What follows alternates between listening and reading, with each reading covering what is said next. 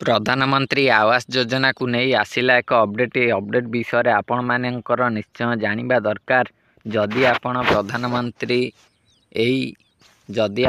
प्रधानमंत्री आवास योजनार अपडेट विषय जानवा चाहूँगी तेबे आपण वीडियो को आग को देखंतु पोस्टर माध्यम जन दि जाइए कौन लिखाई आपण मानक मु पढ़ी शुणाऊँगी आपण मैंने पढ़ी नहीं पारे। देखंतु ये लिखाई आवास योजना रे नूतन हिताधिकारी चयन निमंते सर्वे।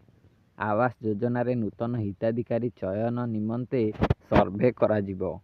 यह किपरि हबो एठी लिखाई आवास प्लस मोबाइल ऐप जरिया रे सर्वे हबो। आवास प्लस नामक एक मोबाइल ऐप रही जहाँ जारी करा जाइछि। एही ऐप जरिया रे ऐप साहाय्य रे सर्वे करा जिवो। प्रथम थर पई अस्थायी परिवार निजे निजर सर्वे करने सह पृथक भावे बास करुथिबा परिवारर मध्य सर्वे रे सामिल होई परिबे।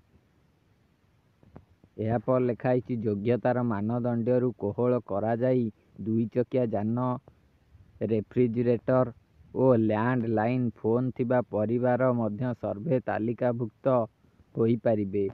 यह पर लिखाई गृह मंजूर पाई परिवारर मासिक आय सीमा 15,000 टंका हेबो।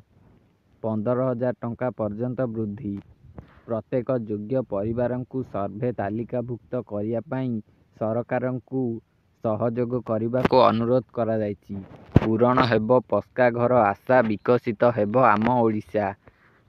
देखंतु तले दिया जायछि यार सहायता नंबर टी। सहायता पाई टोल फ्री नंबर रे आपण कॉल करि परिबे। नंबर टी होछि 0674687777। यहाँ पर यार ऑफिशियल वेबसाइट मध्य दिया जायछि।